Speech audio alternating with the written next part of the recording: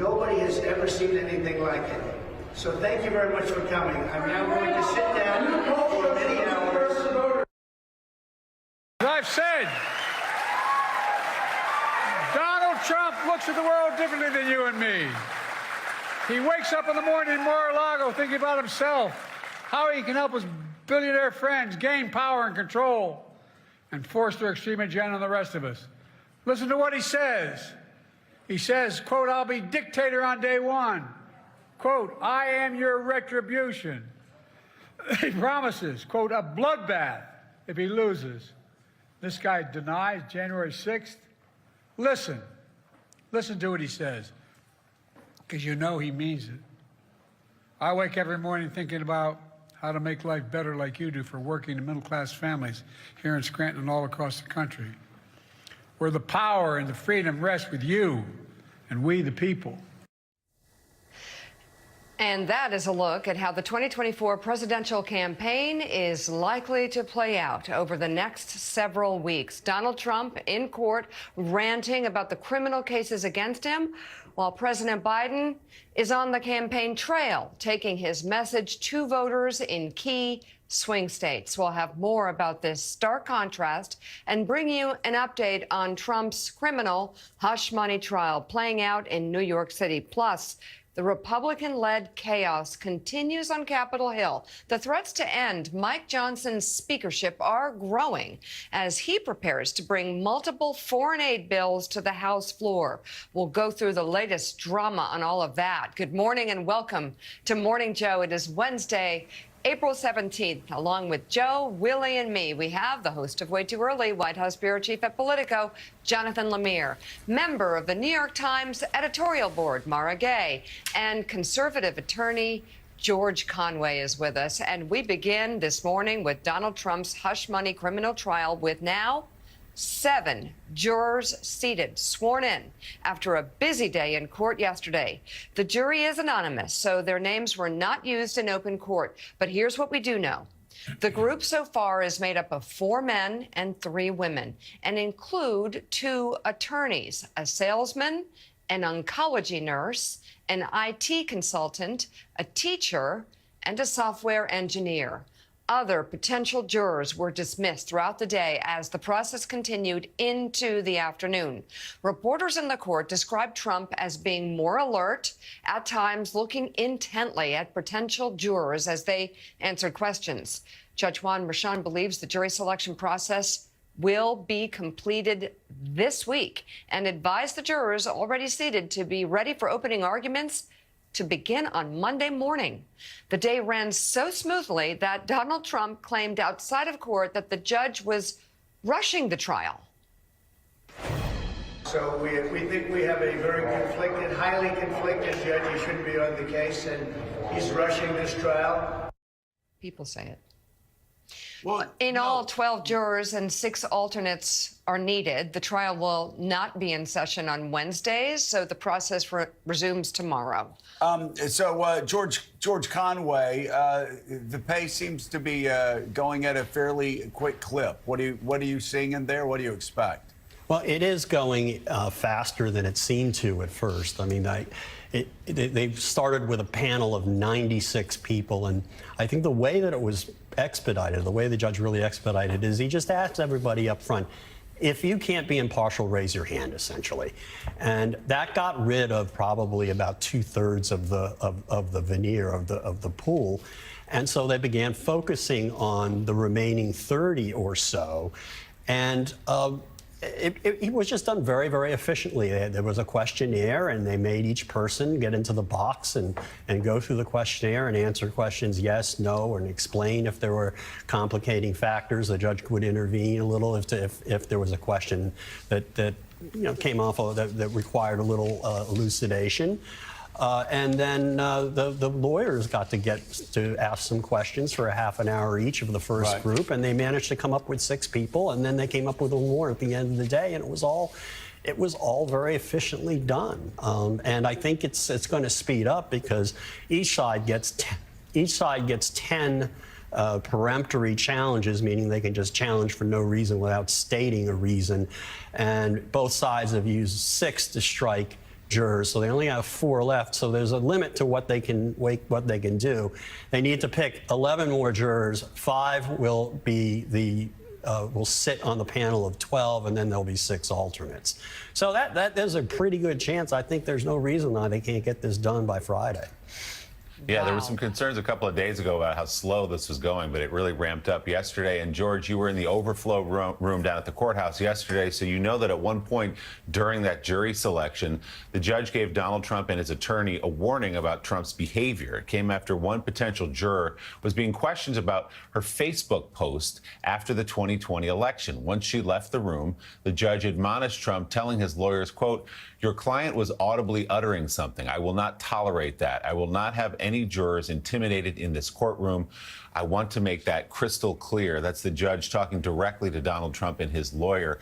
So, George, we knew about the histrionics a couple of days ago. Some more, it looks like there was yesterday inside that courtroom. How does that play? How does that affect what's happening inside the courtroom? Well, again, it's great that the judge is clamping down on that early, because his conduct in the courtroom is really, it's very demonstrative, and it's very emotional at times. And I actually don't think he has a complete ability to control himself. I think we saw that during the E. Jean Carroll trial. I think we're going to see it again. And I think it's important for the judge to give him warnings that he can't do that in front of the jury. But the fact is, to the extent he does that in front of the jury, it shows disrespect for the jury and doesn't necessarily help him. And that's one of the reasons why I think that he was hit with that $83.3 million verdict during the second E. Jean Carroll trial, is he basically sat in front of the jury and just showed contempt for the entire process and contempt for the jury, which dovetailed nicely with what the other side was trying to prove, which was this is a bad guy who doesn't respect anybody and anything, including the law. Yeah, you know, Jonathan, Lamir, obviously you've been covering Donald Trump a very long time. You understand that his lack of discipline is legendary. His ability to sit still, legendary. He wrote even in The Art of the Deal that basically that he didn't have the discipline to sit down and make plans for a day. He just kind of showed up in the office, answered phones, moved around, did things. Drudge puts it this way: Don in hell, with a picture of Donald Trump inside the courtroom. And for anybody that knows him, reported on him, has been around him, the fact that this guy has to sit in a courtroom 6, 7, 8 hours a day. That's not good for him. Required to. It's something he's never done his entire life. Yeah, he has a legendary short attention span, ricocheting from one thought to the next, would always frustrate his business advisors and certainly his White House staff. He's been, best I can tell, disciplined only a handful of times in his life. Once famously in that last week or so of the 2016 election, the one time he was convinced to stay off Twitter, and he mostly stayed on message at his rallies. And we know that helped him win there in those last few days with an assist from FBI Director Comey. But that is certainly the exception rather than the rule. And he is indisciplined. And I was speaking to someone in Trump world last night who did acknowledge that the physical toll this is taking on Trump already. He's a couple times now, we've seen him close his eyes, potentially asleep, that though he's been in courtrooms a lot in recent months, most of those appearances relatively brief, an hour here, a couple hours there, lots of breaks. He never had to be there for 8, 9 hours at a time, and he's going to have to do that each and every day. Yes, he gets today off, but he'll be back tomorrow. He'll be back Friday. He'll be back Monday, and there is some concern in Trump world about the physical toll this will take on him. His campaign schedule already has to be curtailed inherently because of the time commitment to New York. But they also just wonder, will he be up for it? Will he be able to then, in his free moments, hit the road? He made a brief appearance at a local business yesterday. His aides are talking about having more New York City events. There's a limit to how much he'll get politically out of those. He's scheduled to have a rally in North Carolina this weekend. But between the physical toll and the lack of money, this need to be in the courthouse, Joe and Mika, this may be a dramatically smaller campaign than we're used to from Donald Trump.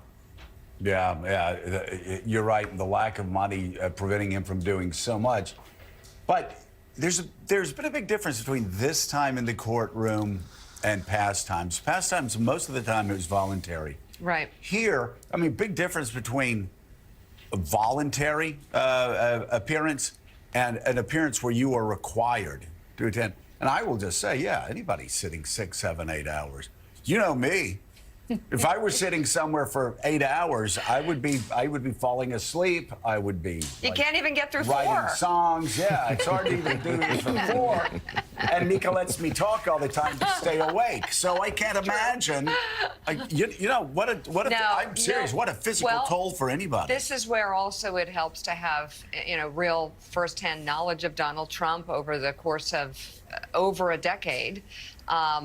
And the guy has no attention span. We've seen it up front, and how we've known people who've worked for him, and they have to work around this sort of ADD mentality that he has, and the need for attention, constant attention, making moments. And Mora and by the way, being in charge in whatever he sets up, every meeting, everything. So he's in charge here. As you were saying yesterday, Mika went through a scene from the courtroom where Donald Trump had to sit while they're going, okay, let's see here. Okay, juror 14. We could go to page 4A and look at clause I don't think it's 4A. You know what? I think it's... we have to go back to bring the other ones in. Hey, we need... Can you imagine Donald Trump sitting through that, like going crazy? Going Because nuts. again, I think, you put a lot of CEOs on that list sitting there for 6, 7, 8 hours. This is, why do I say all this? It's going, as Jonathan Lamir said, and the campaign's right, it's going to exact a toll on him. And I want to counter that with the rage that he might feel in this situation of not having control. Mara Gay, I think, there's the other side of this, and the concern some might have, many might have, about the gag order being broken, sort of broken already many times, and people's, number one, lives being put in danger by what he says about them, but also, number two, ginning up anger. He walks outside of the courthouse and does these speeches. We don't take most of it at this point unless he says something of newsworthiness, and then going to this bodega and having hundreds of people wanting to meet him and using these moments covered by Fox News and other far-right networks as sort of campaign events. I think there is something to be said for what he can do with this. Your thoughts?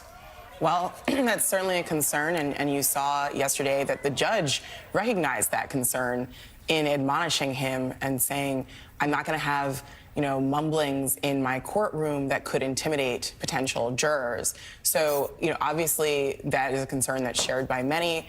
I do agree with George. I think that his PR capabilities are going to be somewhat limited in New York City, or maybe it was John that mentioned that a moment ago. That's absolutely true. It's an ongoing concern because essentially he's like a caged animal, and that's a dangerous situation. He's feeling very threatened.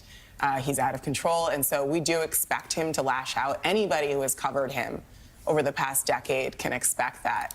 But, one of the things that I actually find really reassuring about the past couple days is just how mundane and ordinary this trial looks. I was actually called for jury duty in New York City last year, and it was much the same kind of process in a criminal trial. At the end of the day, I was not, I ended up not serving, mostly because of the work that we do here. But, it is reassuring that Donald Trump is no different than anybody else who would be called in this kind of a trial. And you know who else is having to sit there for 8, 9 hours a day? These jurors whose lives have been interrupted. And, that is part of the democratic process.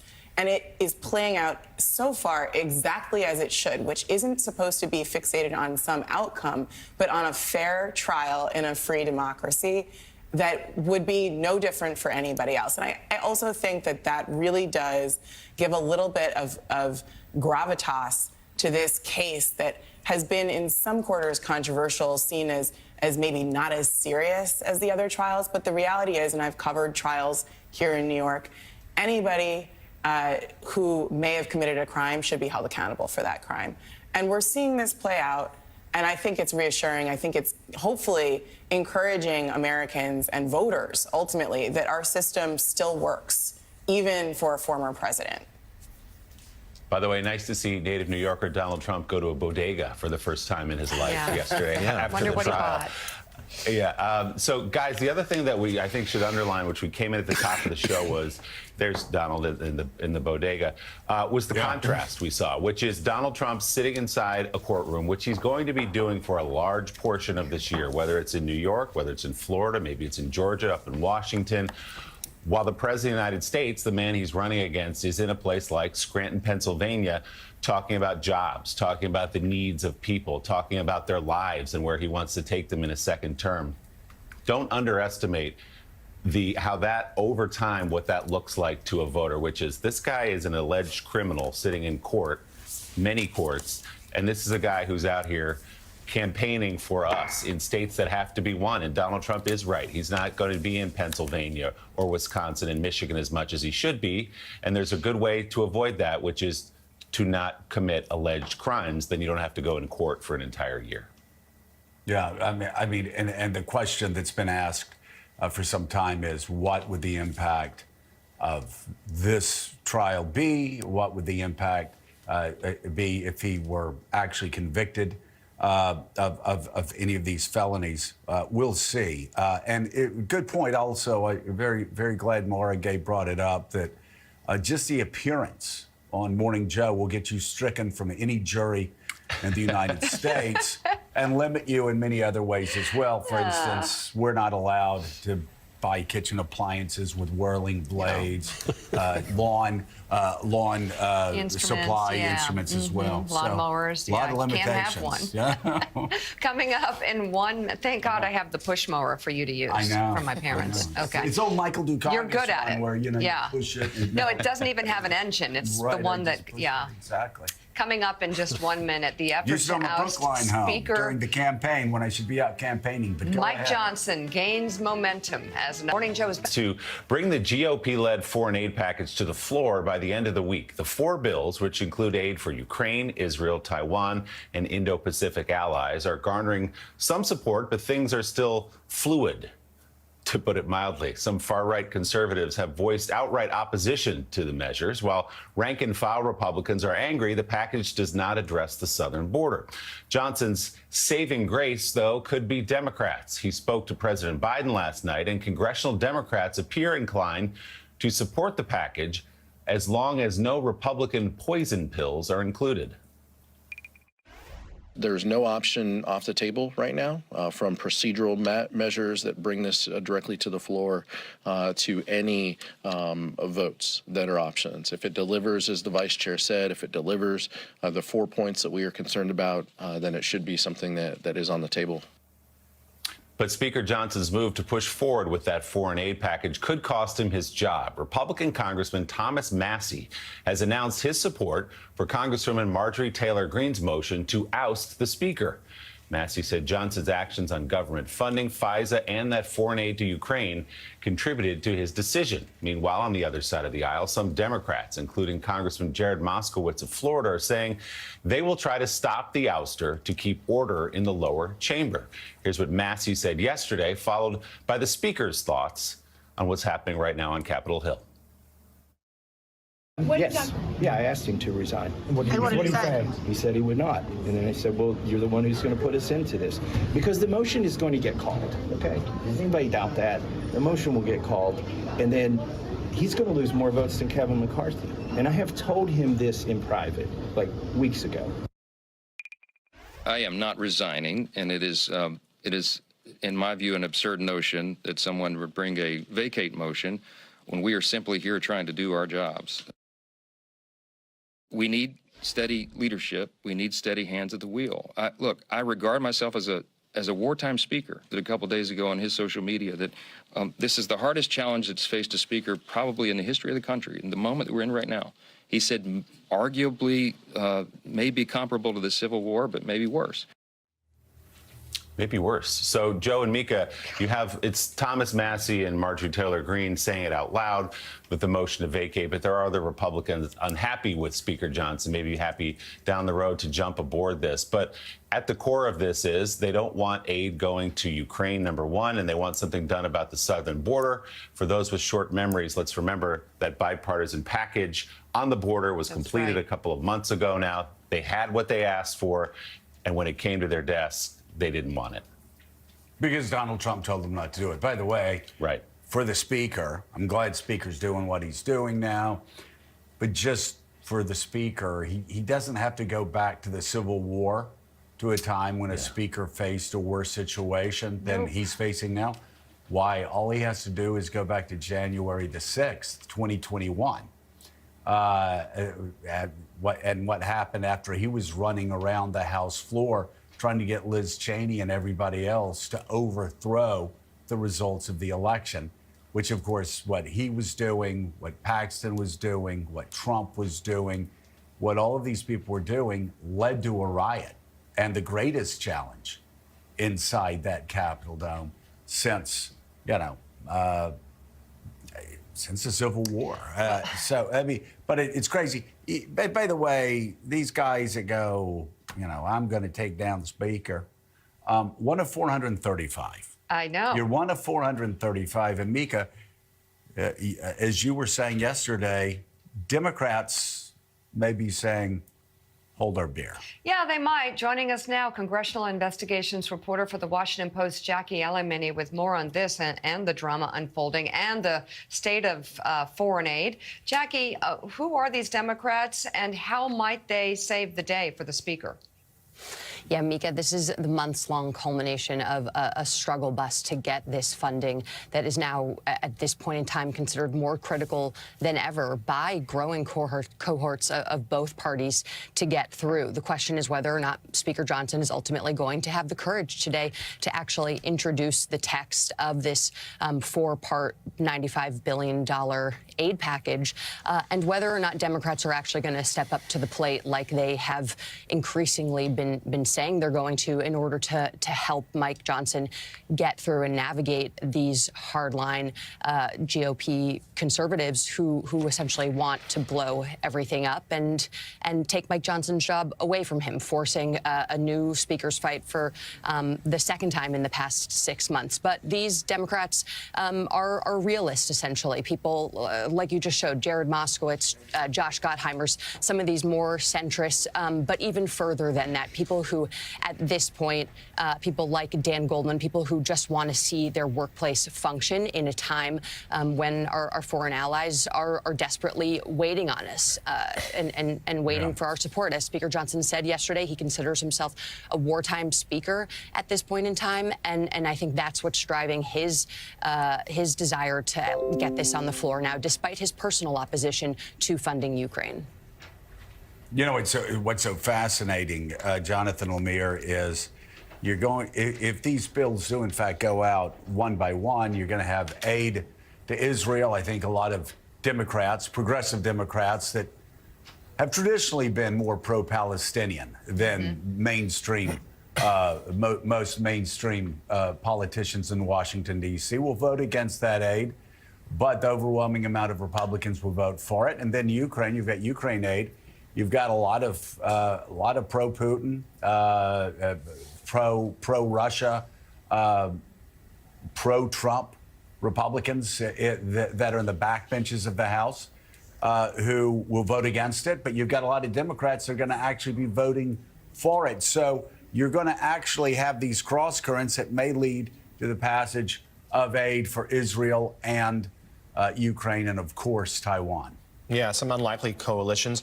You're right about there's some progressive anger at Israel, some reluctance to vote for it, although that may be quelled slightly after the strikes from Iran over the weekend. But I think many will stick with their votes because of their anger about what's happening in Gaza. You're certainly right about Ukraine. There are votes there to pass this thing. It's a relatively small number of Republicans who oppose it, but they carry a lot of power. And we should be clear, the White House opposes this measure to separate the bills.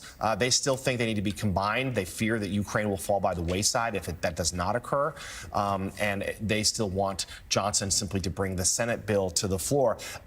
Jackie, first of all, compliments to your use of the phrase struggle bus. That's precisely what this is right now. I'm running out of descriptors. No, you nailed it. We all liked it here at the table. Let's just walk down the path a little bit here with Speaker Johnson and this effort to take away his power, to oust him from his position. If Democrats do come to his aid, doesn't that mortally wound him politically going forward? How does he raise money? How does he command the Republican caucus if he knows that, hey, you've been propped up by the other side? That said, so walk us through what that would look like. But then the other alternative is, if is ousted or if he walks away from this, what happens then to the House of Representatives? Who's in charge? Yeah, these are really difficult scenarios to play out. And I think that some of the Republican dysfunction that we've seen has actually sort of overshadowed some of the growing chasms that are and fractures that are happening in the Democratic Party. That being said, Johnson is going to have a very hard time doing his job relying on Democrats. And I think that's been his reticence to bring this onto the floor and to push it through, knowing that it's not going to get through without the support of Democrats. How is he going to fundraise and be the top fundraiser, really, for the House GOP conference and the Republican Party on Capitol Hill when he's going to have to point to compromise, something that is somewhat of a poison pill in this current environment? That being said, there are really not many alternatives here, and even hardline conservatives, people like Marjorie Taylor Greene and Thomas Massey, these are people that are angering their own colleagues and people who are consider themselves their own allies. There's not a lot of backup plans here, and I think at the end of the day, Johnson can say that he is, months before an important November election, trying to maintain the majority for Republicans and trying to run a functioning Congress that isn't as historically unproductive and ineffective as the last Congress was. Yeah, and Willie, it seems to me, what seems to have anybody that's paying close attention, even some of the hardcore Republicans have said, no, enough, we're not going to do this. After Massey stepped out, you had Jim Jordan telling reporters, no, we do not want to go there again. Other Republicans saying, this is the last thing we need to do, and the first thing that Democrats want us to do is to look more chaotic. Yeah, and where's the end of this, right? We couldn't find anybody, if you're a Republican, to fill the job for Kevin McCarthy. They landed on a relative unknown in Speaker Mike Johnson. If you get rid of Speaker Mike Johnson, who comes next? You go through this all over again, and you have a group of Republicans who are now just saying the thing out loud. As President Biden pushes for foreign aid to support allies in need, Congressman Garrett Graves said this. The reality is that you have to keep in mind, President Biden asked for Ukraine, President Biden asked for Israel, President Biden asked for PACOM or Taiwan, and President Biden supports the changes to TikTok. What are Republicans getting out of this? So, George Conway, that's the question that Congressman Graves there is asking. What's in it for us, talking about aid to Ukraine? They want to get something out of this deal, hold that aid as leverage, and don't think they get anything out of the United States, fulfilling an obligation to an ally. Yeah, well, they ought to be getting the ability to help the United States and its allies out of this, but they don't seem to care about that. They're just a nihilistic bunch who want to obstruct everything for political purposes. And I think Speaker Johnson, much as I don't really particularly like him, I think he has to do the right thing by the country and which will be the right thing by himself. I think he needs to cut some deal with the Democrats, where the Democrats will vote to table a motion to vacate in exchange for him putting this stuff on the floor and getting it through one way or the other, whether it's 4 bills or 1. And that's going to obviously hurt. Reason why a nut job minority of a few handful of members should be allowed to block legislation that's in the best interest of the United States of America. Yeah, these arguments, what does it do for the United States of America, have always been short-sighted. Donald Trump, what does NATO do for America? What do all of these This guy was asking what it does for the Republicans. Yeah, in post-World War II, what have all of these international organizations done? Well, it's allowed the United States to grow at an unprecedented rate, be the most powerful military, the most powerful economy, the most powerful, you name it, in the world. This international structure where we don't have countries invading other sovereign countries in the heart of Europe, that's good for the United States. And also, just to be very direct, Jonathan,